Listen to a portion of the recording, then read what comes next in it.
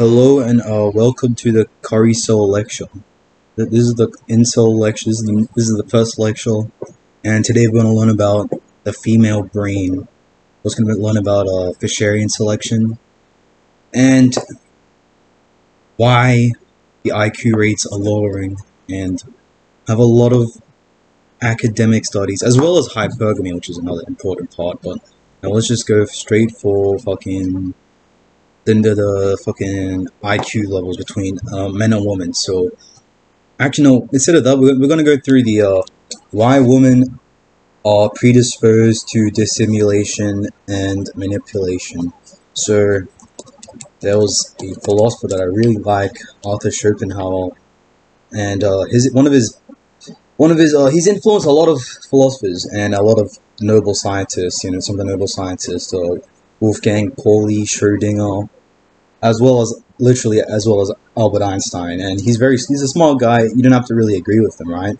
Because he literally postulated that matter is equal to energy. So that's one of his thing, as well as his some of his remarks on metaphysics, which was just sort of some philosophy garbage you guys probably don't know about. It's not garbage, it's interesting, but a bit too autistic, so I won't get into it. But he did postulate a lot about how causality is just a thing that we kind of see when we're viewing the world. It's how we cognize the world. It's not actually applying to things in themselves. And you know, there's a lot of things in quantum physics. It's not really anything advanced, right? I'm just saying there's a lot of things that are called acausal, which means a lot of events won't really have any causality. There won't be any cause. It'll just be completely random. So right now, that's just a testament to his fucking intelligence, right? Because, you know, Schrödinger himself fucking read this guy, and in his book on his philosophical views, he did cite Schopenhauer and Spinoza as his favorite philosophers and the ones who had the most effect on him. So I have a quote by him. It's a very good quote. Summarizes basically what I'm going to say. So, the fundamental fault of the female character is that it has no sense of justice. This is mainly due to the fact that women are defective in the powers of reasoning and deliberation, but it is also traceable to the position which nature has assigned them as a weaker sex. They are dependent not upon strength, but upon ruse, and hence their instinctive capacity for cunning, and their ineradicable tendency to say what is not true. And I'll prove this right now. That's just part of the quote. So pathological liars in their brain, they have a 22 to 26% increase in prefrontal white matter, and a 36 to 42% reduction in prefrontal gray/white ratio. So gray matter is mostly to do with logical thinking, kind of like, I guess, men have more gray matter in the frontal cortex and other areas as well, and women have more white matter. So white matter will be more to do with like kind of social skills, like verbal intelligence, I guess. But gray matter is mostly to do with kind of like logical thinking. And basically, another study reported liars also showed a relatively widespread increase in white matter, 23 to 36% in the orbitofrontal, middle, and inferior, but not superior frontal gyri compared with antisocial and normal. I'm not going to pretend I know this much. I only know like a very superficial understanding of what it's saying, but basically this white matter increases may predispose some individuals to pathological lying. Compared to men, women show more white matter and few gray matter areas related to intelligence. Women have more white matter in the frontal lobe, while men have more gray matter there. 86% of the identified white matter voxels were found in the frontal lobe. The reduced gray matter predisposes women to lie, and gray matter is also correlated to moral behavior. This can explain why women lack basic morality and virtue signal a lot. So basically, women, because of their historically and evolutionary their position as the weaker sex, the only way they could really like beat men, like basically like every creature has a biological imperative, which is to reproduce, right? So women, their way, because they weren't stronger, right? So they had to develop. It would be naturally selected that the woman who would be the most successful, I guess, instead of like, you know, getting raped or killed or some shit, would be the best, the ones that are good at manipulating, the ones that are good at dissimulation, which is kind of like concealing how they really feel. So you can see this kind of happen with like the divorce laws, right? Not the divorce laws, the divorce rape thing where like the woman will take fuck ton of money. Most divorces are initiated by a woman and shit like that. So that's kind of what Schopenhauer was saying, right? Because it's just an innate quality in women to just manipulate and conceal how they're really feeling, so that they can have I think it's called dual mating strategy. So where they would find a male who's not genetically the best, right? I'll get into this later, but who's not genetically the best, but they would find he has more resources, so they need the good genetics, right? Which is really where sexual selection comes in. So they would probably they have like these weird adaptations. I can actually make another video about this, but they have things like ovulation concealment. I think that's what it's called. Yeah, ovulation concealment. I don't think that's. I think that's something to do with it, but I'll get into that later in another video maybe. So that's kind of why women are just very good at manipulating, very good at lying, stuff like that. We also have the IQ test.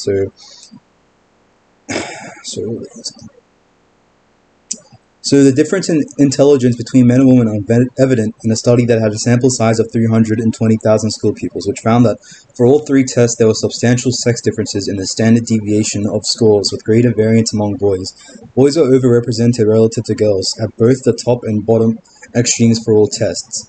So in the upper echelons of intelligence, there would be way more men. So we're talking about like the 140 to 160. I don't even think you can measure past 140, but that level of intelligence, which is really high, is something that you would pretty much be hard-pressed to find a single woman there, because women are basically, they're concentrated in the middle. They're the midwits, right?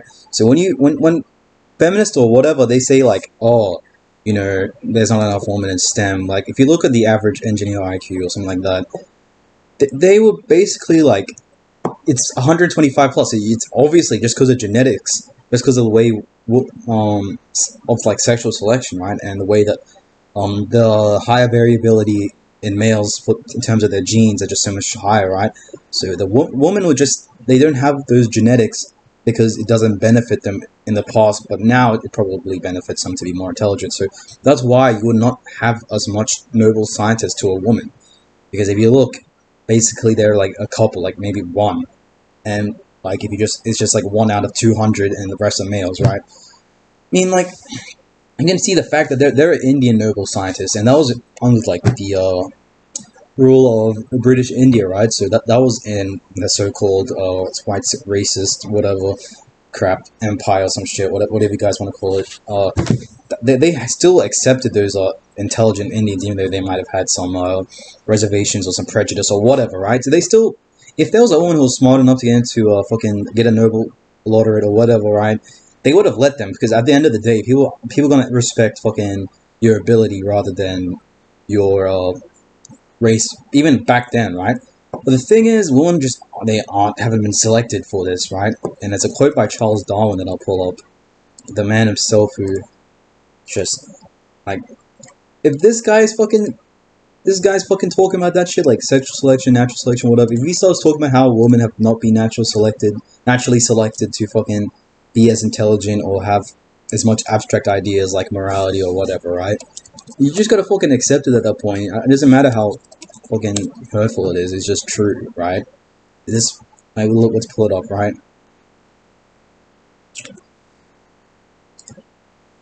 These latter, referring to reason and intellect, as well as the former faculties, courage, determination, other moral abstractions, will have been developed in man partly through sexual selection, that is, through the contest of rival males, and partly through natural selection, that is, from success in the general struggle for life. And as in both cases, the struggle will have been during maturity. The characters thus gained will have been transmitted more fully to the male than to the female offspring.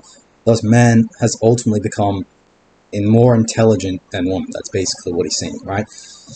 So that's just one part of this. That's the part of intelligence, right? And that's why women lie. That's why women manipulate. That's why they date guys who have a lot of resources, but then you go fuck a guy who's more sexually dimorphic or has more indicators of health. So let's talk about Fisherian selection and the consequences of this. So Fisherian runaway is a sexual selection mechanism that explains the evolution of ostentatious male ornamentation by persistent directional female choice. So I'll edit this in, but basically, have you seen this the maladaptive consequences of certain traits being prioritized by other over other traits in peacock? So that's kind of what happens. So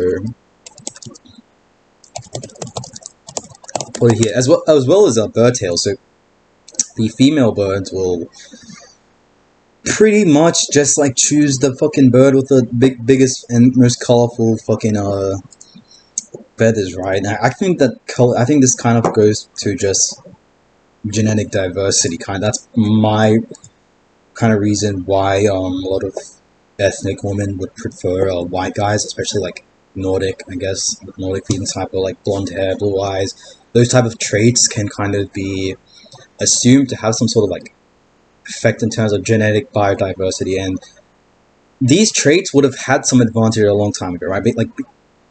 Like being tall, maybe when we're in like those primitive days, would have had some advantage when everyone's just fighting each other, right? But like in civilization, when you get rid of monogamy, women are still going to be they haven't been adapted yet. Their instincts haven't been adapted to modern civilization and just civilization in general. So they're going to go choose the tallest guy. It doesn't matter if he's a fucking criminal like Jeremy Meeks. It doesn't matter if he's a fucking Ted Bundy or whatever fucking criminal woman like these days, right? They don't give a shit. They really just want the genes. That's their instinct. That's their biological imperative to find the most attractive, most genetically superior male to them. Right? So that's kind of what it is about. Let me turn the fucking phone off.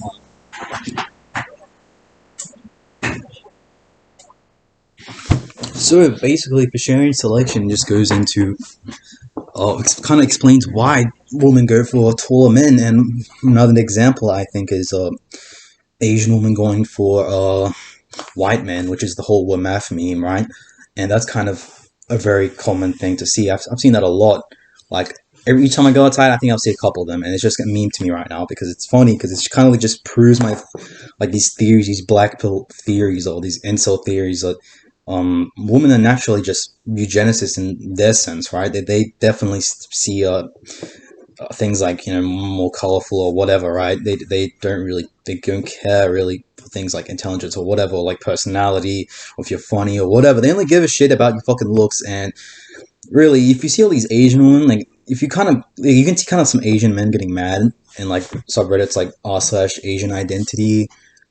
And fair enough, because I would be fucking mad too if I was in that position. If I was sort of in that mindset, I guess, because I don't really see much Indian women at all. So I think I'm pretty sure most non-white women do like white men. So that doesn't, at this point, I don't really care, because it kind of just proves my like, well, not just mine, but like what every intel's been saying recently is just fucking how women are just Darwinistic, it's superficial, it's shallow, whatever, right? So this kind of the reason why those Asian women or those ethnic women would go for those men with who are blonde or blue-eyed or green eyes or whatever, right? It's just because it's colorful. It can probably confer some sort of genetic advantage a long time ago. Maybe it's like genetic diversity. Also, sexual dimorphism in height. Height is part of sexual dimorphism. So if you look at the difference between some of the races, right? Apart from white skin probably just being like, I guess, I think there's something to do with like color and sexual select, but that's something I've observed. You can observe with peacocks, right? So I'm just kind of bringing that to why I'm just kind of postulating why this might have been more attractive, apart from the sexual dimorphism, because you look at some of the different phenotypes between like Nordic or Mediterranean or whatever, right, and something like East Asian. The first thing you see is neoteny. East Asians have a more neotenous in the face. They have a flatter maxilla, so that kind of means they look more feminine. And there was a theory about this. There was a kind of a scientific study that was because the males kind of chose the woman back then, so it was more of like monogamy, I guess, from an earlier period, because in that point, civilization back then started pretty fucking early. There was no fucking around like in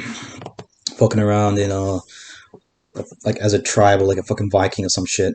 So the men would choose the woman who would be more would be a bit more feminine, as well as some of these adapt like having a like monolids, I guess. Those Asian eyes kind of protected against the sun's harsh rays. I think I think it could have been the sun. Could have been like adaptation to the cold, and I didn't really remember that much. And I think flat maxilla. I'm not sure why they have a flat maxilla. I think it's probably just sexual selection, or because it allows for monolids, which probably had some sort of evolutionary advantage.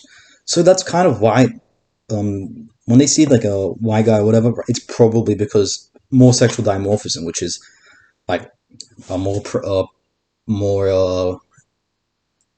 pronounced chin, higher nose bridge, multiple colors, right?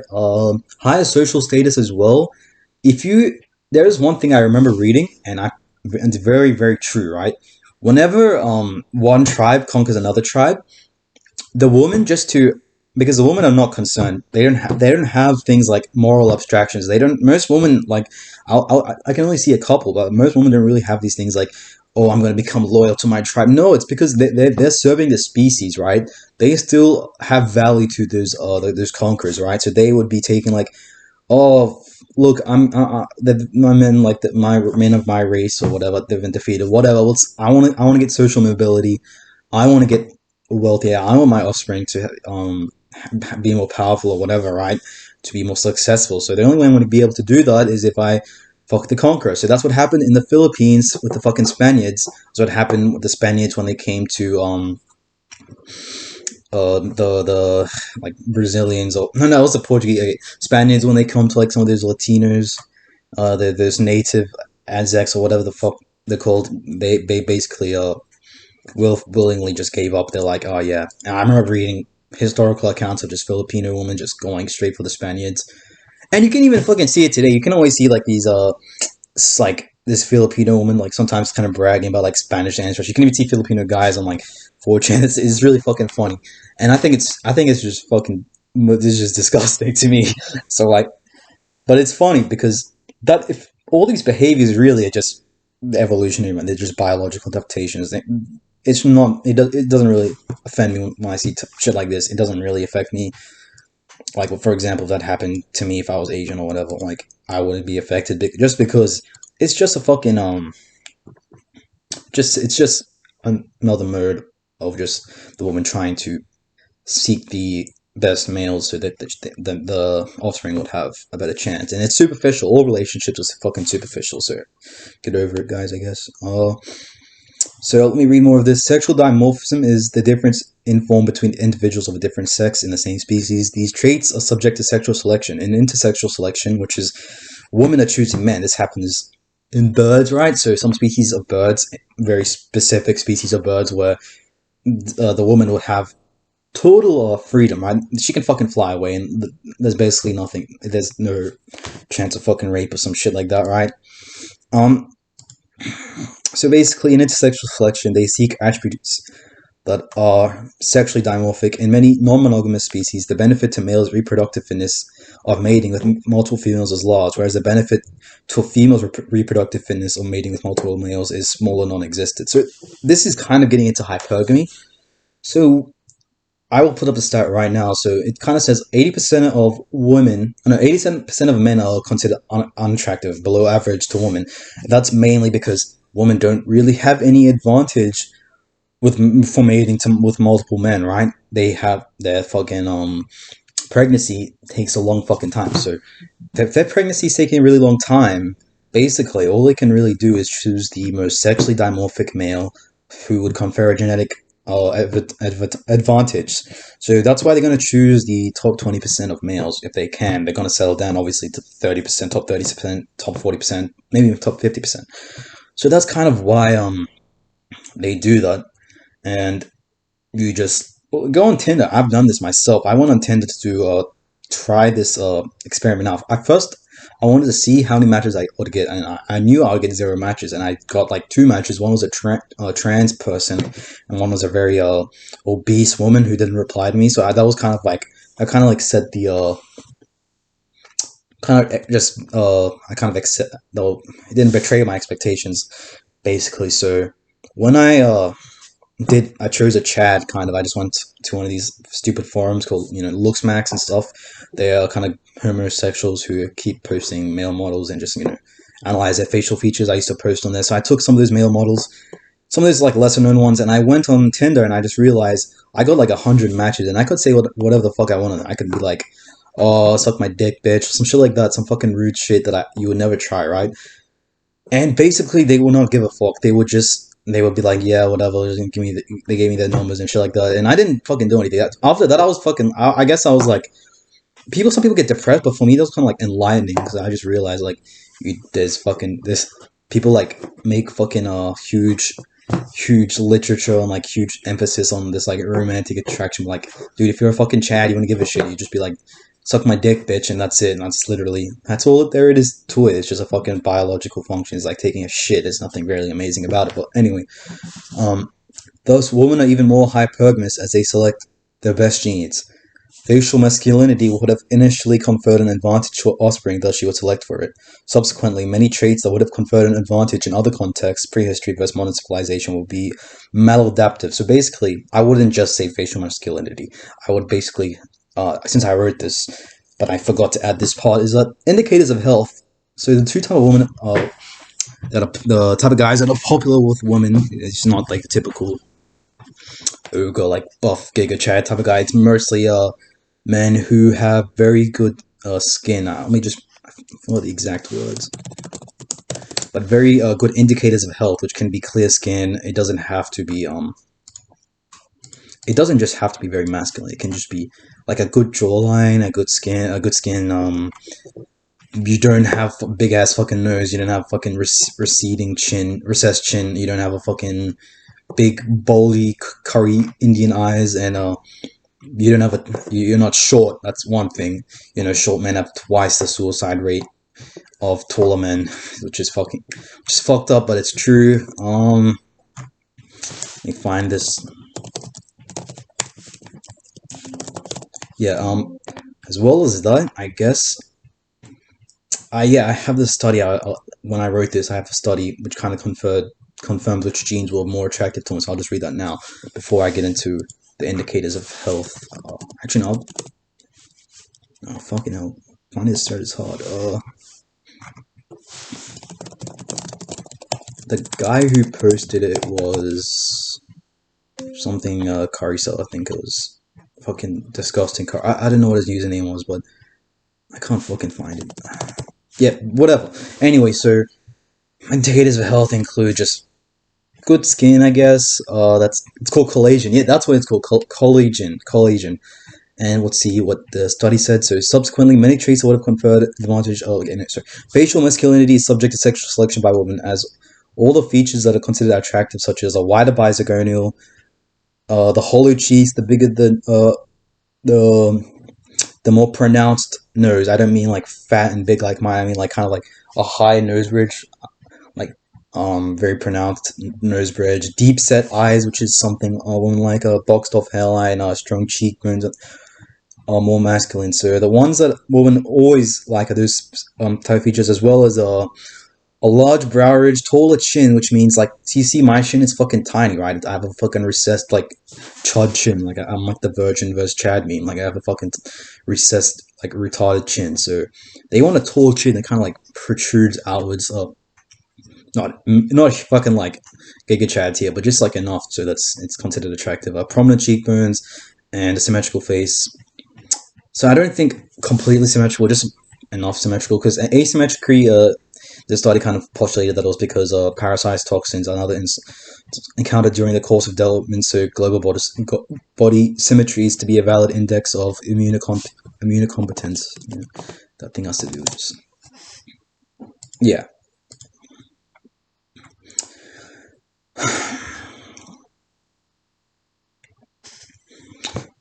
Yeah, so basically, just like the peacock's tail kind of just signifies some sort of good gene, the testosterone marks on like a male's face, for example, those features, as well as having very good skin, kind of are good honest signals of good genetic quality. So that's why women like those type of things. So a lot of like typical like pretty boys, which these looks max homosexuals really like talking about fucking different types of chads, which I just hate this shit, but I'm gonna do it anyway. So these type of features, they often have very good, like a good jawline and a good shit like that. So it's not really that they're not chads, they are.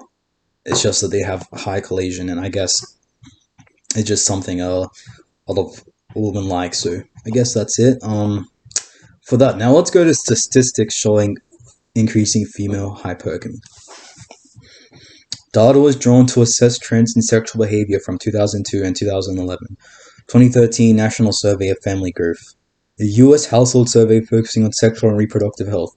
Researchers found that compared to 2002, men overall had the same number of partners in 2013. However, the top 20% of men had a 25% increase in sexual partners. The top 5% of men had an even more dramatic 38% increase in the number of sexual partners.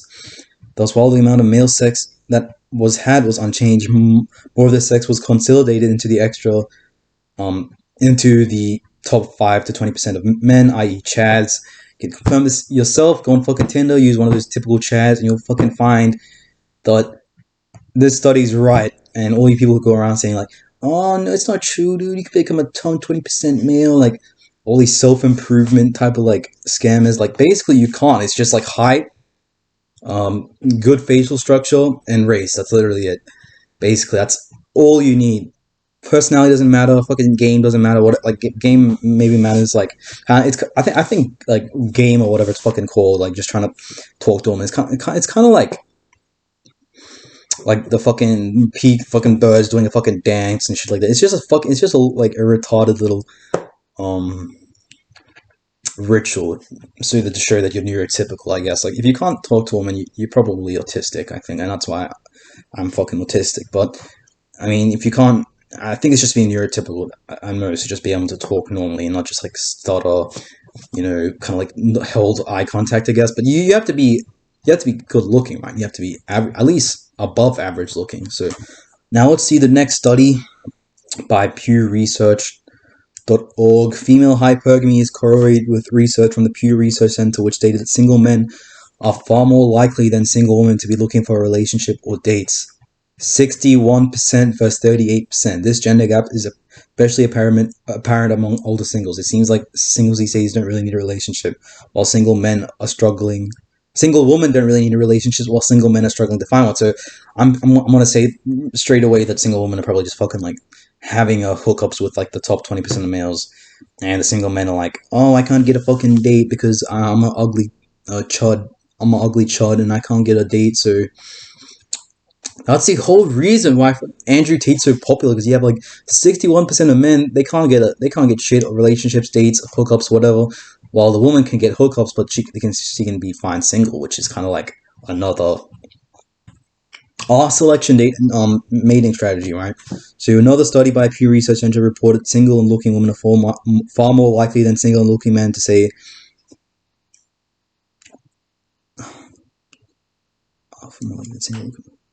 single and looking women are far more. So this is women that are looking far more likely than single and looking men to say they have trouble finding someone who meets their expectation, which means meets their fucking look standard. Okay, and you need someone that meets your look standards. Okay, it's not expectations, it's fucking look standards. Okay, in turn, men are much more likely than women to say difficulty approaching people. I think like approaching one is easy, right? But the problem is when these kind of guys kind of like they get rejected at once, and they're kind of like it's like a negative spiral, I guess. Like they realize it's not fucking worth it because it's gonna get rejected again, as well as top 5 to 20% of men having much more sex. Honestly, I just it's just funny to me because I feel like most men are like, this is what Otto Wayne nigga said. Most of these men kind of like, this small minority of men who kind of hates women is just mainly because they hate their own sexuality. It's because they just really, really want to have sex. All these black girls, they just know it's superficial, it's look-based, blah, blah, blah, but they still hate women, even though it's just their own sexuality. They just really hate female sexuality. And, I don't think women are really self-conscious. I don't think they have an ability to think abstractly. They kind of just adopt whatever views are in the time they're not really built for thinking, you know what I mean? So like take a woman this today was like BLM, oh my god, BLM, George Floyd, or whatever, fuck, put it back in the fucking Nazis, like in Nazi Germany, she'll be a fucking Nazi, okay? They don't really think, they just adopt whatever political view that helps them have a decent social reputation. Give me one second.